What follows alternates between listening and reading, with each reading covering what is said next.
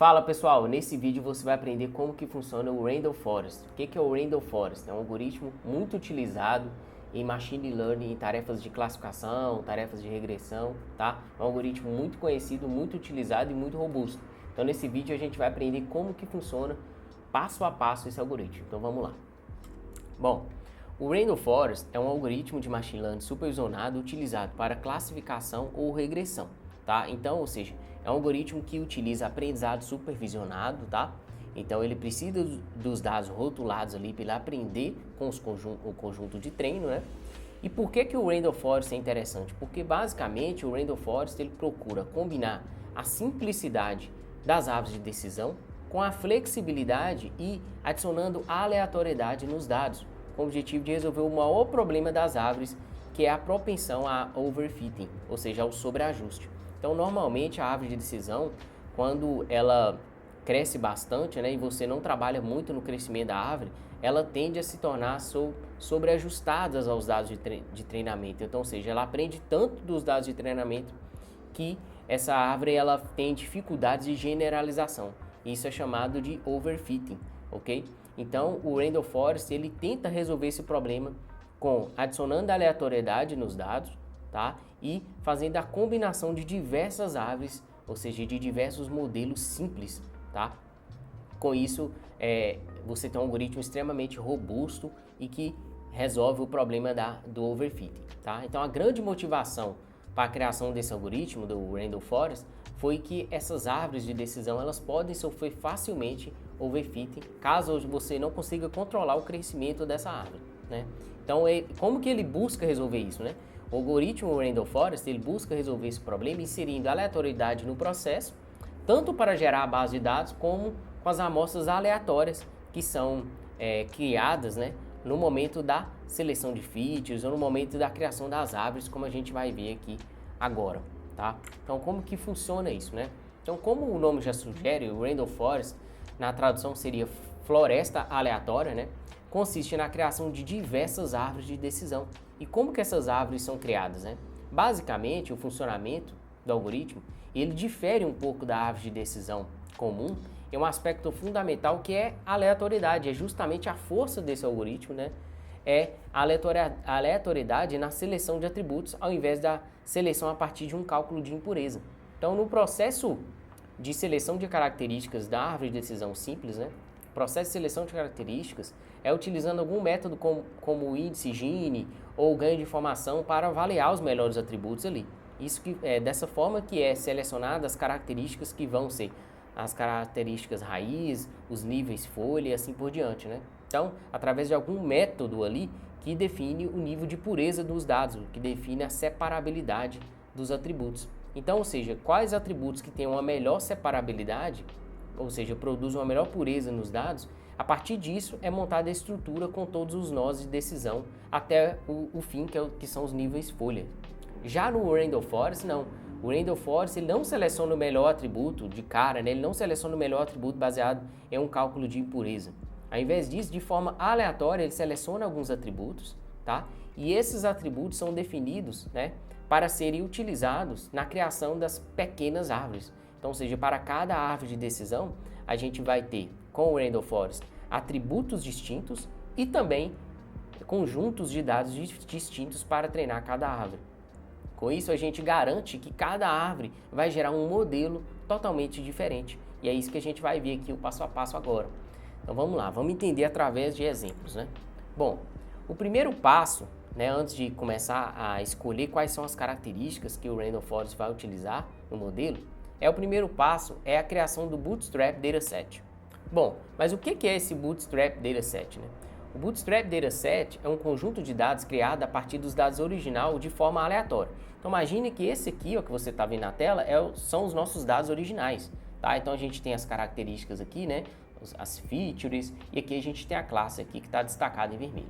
Então o processo consiste na seleção de registros de forma aleatória. Então esse Bootstrap ele é criado a partir da seleção de algumas amostras, tá? Linhas mesmo, conjunto dos dados que a gente tem, né? Amostras aleatórias, com o objetivo de prover essa variabilidade, tá? Essa variância durante o próximo passo da criação das árvores, ok? Então, agora a gente vai entender como que o processo de Bootstrap com a animação seguinte. Depois que a gente criou esse dataset Bootstrap, depois que o Randall Forest gerou esse dataset Bootstrap, né, que é uma porção dos dados, tudo a partir desse primeiro dataset Bootstrap, desse primeiro conjunto de dados com amostras aleatórias, tá? Bom, então suponha que a gente tem o seguinte dataset, né? Imagine que esse aqui são os nossos dados, como a gente viu anteriormente. Então a gente tem a característica aqui, ó, dor no peito, boa circulação sanguínea, artérias bloqueadas, peso e a classe que é doença cardíaca. E o nosso problema aqui, nesse caso, a gente quer que o nosso algoritmo, o nosso modelo, né, que a gente vai gerar, o nosso algoritmo classifique se a pessoa tem uma doença cardíaca ou não. Então sim ou não, ou seja, uma classificação binária aqui, né? Bom, então do lado esquerdo a gente tem o conjunto de dados original, tá? E o dataset que, obviamente, é passado ao Randall Forest. Então a partir desse conjunto original, o Randall Forest vai criar agora o nosso Bootstrap Dataset, tá? Então o Bootstrap Dataset nada mais é que um subconjunto de amostras aleatórias. Então aqui estão as classes, as características e a classe, né? E agora ele vai aleatoriamente selecionar os dados aqui do dataset original para compor um dataset totalmente aleatório que vai ser o nosso Bootstrap Dataset. Então perceba aqui na animação que eu fui aleatoriamente, esse dataset aqui, que é o nosso Bootstrap Dataset, foi criado a partir das amostras originais do dataset original, ok? Então com isso a gente tem um Bootstrap Dataset, ou seja, um conjunto de dados que foi gerado aleatoriamente a partir dos dados originais. Pronto. A partir desse Bootstrap Dataset, tá? O próximo passo é iniciar a criação das árvores da floresta. Então as árvores de decisão que vão ser geradas todas a partir desse primeiro conjunto aleatório de dados, tá? Então, como já sabemos que as árvores são criadas a partir de subconjuntos do dataset, o primeiro passo é selecionar um número n de features também de forma aleatória. Então, o primeiro passo é, a partir do conjunto de dados original, a gente vai agora, né, que é nosso conjunto de dados aqui do Bootstrap, a gente vai agora selecionar algumas características que vão ser utilizadas para a criação da primeira árvore de decisão, né? Então ele separa ali N características aleatoriamente para compor esse Bootstrap, compor essa primeira árvore de decisão.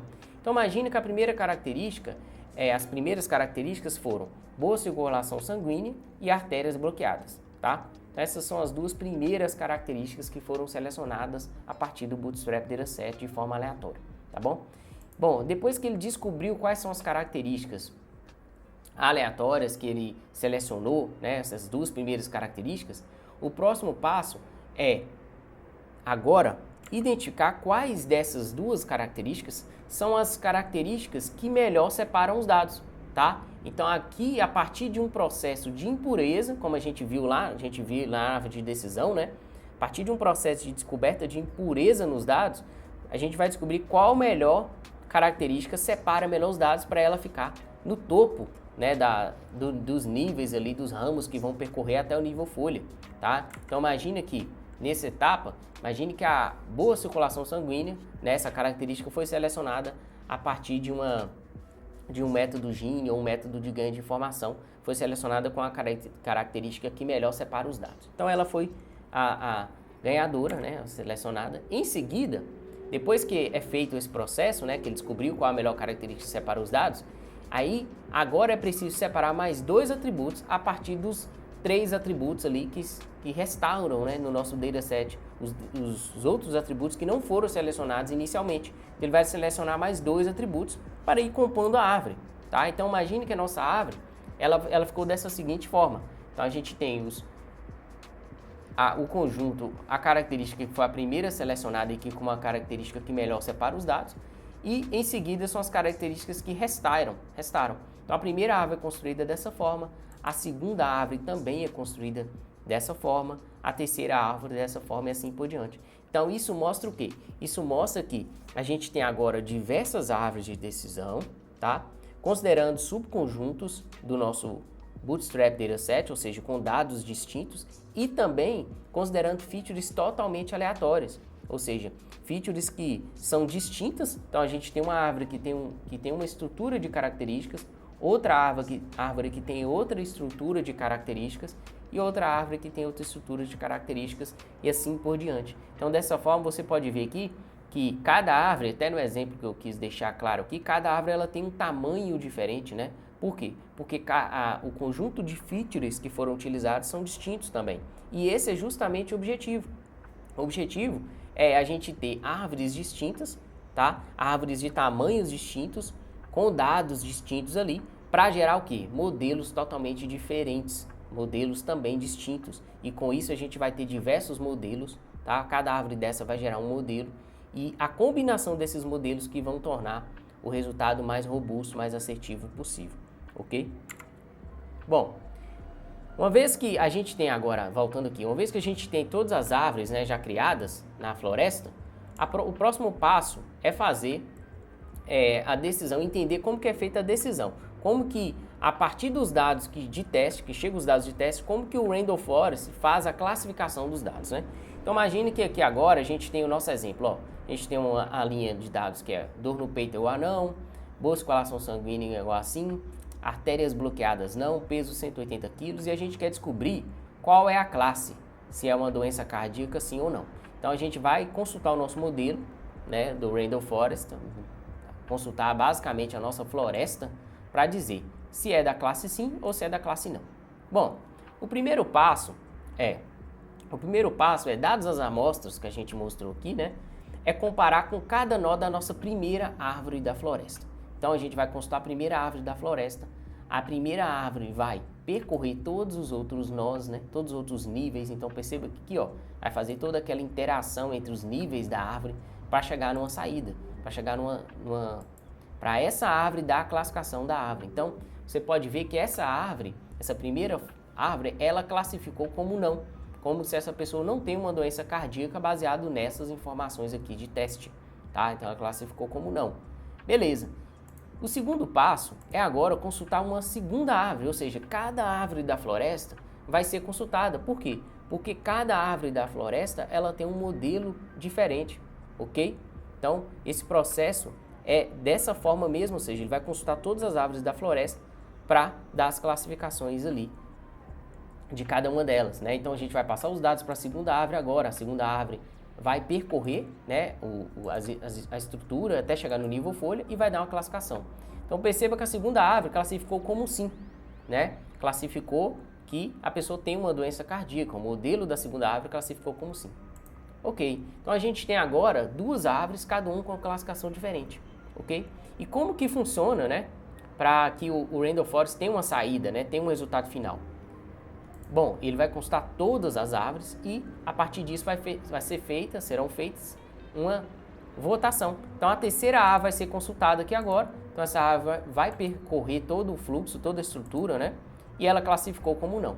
Então, dessa forma, a gente tem duas árvores que classificaram como não e uma árvore que classificou como sim. Então, a votação majoritária é que a classe final seria não, aqui nesse exemplo, ok? Então, dessa forma que o Randall Forest funciona, né? Ou seja, ele vai criando as árvores de forma aleatória. Então, você tem um conjunto, uma floresta de árvores totalmente diferentes, modelos simples, mas modelos diferentes, que combinado, eles se tornam fortes, poderosos, né, e robustos, ou seja, resolvendo problemas de overfitting, ok? Por conta da aleatoriedade dos dados, aleatoriedade das características, tá? Então, esse é basicamente o processo de bagging, ok? Bom, agora recapitulando, né, vamos entender o processo por completo do Randall Forest, seguindo essas quatro etapas aqui, né? Bom, a primeira etapa é a criação do Bootstrap Dataset. Então, esse dataset que vimos, que nada mais é do que uma seleção aleatória das amostras, né, a partir do conjunto de dados original, né? O segundo passo é a criação, após a criação do Bootstrap, né, é selecionado um número N de features para montar essa árvore, tá? Então, depois que ele seleciona esse Bootstrap com dados aleatórios, o Randall Forest seleciona algumas características ali que seleciona aleatoriamente algumas características para ir montando essas árvores e criando essas árvores, né?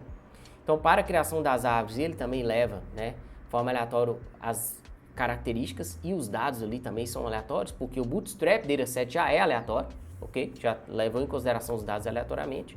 E esse processo é repetido várias vezes para até atingir um número especificado pelas árvores. Então, você consegue definir quantas árvores você quer criar no seu Randall Forest, né? No momento de geração do Randall Forest, você informa quantas árvores você quer que fazem parte da sua floresta. Isso a gente vai ver aqui numa aula prática, ok? Bom, e a quarta etapa por fim, é classificar uma nova instância, né? Quando os dados de teste chegam ali, classificar uma nova instância, dado que cada árvore é percorrida e a classe será definida a partir da maioria dos votos, ou seja, do voto majoritário, né? Bom, algumas vantagens do Randall Forest, como a gente já falou. Primeira, a maior robustez, né? Então, pelo fato de consultar N árvores, o Randall Forest se torna menos propenso, né, a sofrer overfitting, devido à variância disso, à variabilidade dos dados utilizados para criar as árvores, né? Então, como eu falei, menos propenso a overfitting, né, comparado com a única árvore de decisão, por exemplo. Então, o Randall Forest, outra coisa interessante, né, por ele ser um modelo descritivo, né, ele gera, né, permite a descoberta de conhecimento. Por quê? Porque você consegue inspecionar quais características foram as características que mais impactaram os modelos. Então, isso é legal, descobrir quais são as melhores features. Isso pode ser utilizado até como um primeiro nível ali de seleção de características, costuma funcionar bem, tá? E por fim, é um modelo simples, ou seja, possui poucos parâmetros a serem ajustados, né? Então, é um modelo simples, é um modelo que a força dele está no conjunto de árvores e é um modelo que não necessariamente precisa de tanta interação para você definir os ajustes. Bom, a principal desvantagem devido a essa complexidade, essa robustez do Randall Forest, né, ele exige um maior poder de processamento. Então, o Randall Forest, naturalmente, ele vai exigir poder de processamento na etapa de treino, dependendo da massa de dados que você tiver, e na etapa de classificação, na etapa de teste mesmo, né, na validação ali do modelo, você colocar seu modelo em produção, dependendo da massa de dados que você tem, pode ser um processo lento também, porque ele tem que percorrer todas as árvores, né, fazer aquele processo iterativo até chegar numa classificação final. Beleza? Bom, espero que você tenha gostado dessa aula, né, que essa aula tenha, né, te dado conhecimento aí sobre o algoritmo Randall Forest. E se você gostou dessa aula, deixa um like aí para eu saber que você gosta desse conteúdo, deixa também um comentário para me guiar, né, nesse processo aí, para eu saber quais conteúdos eu vou gerando para vocês aí toda semana, beleza? Tamo junto, um abraço.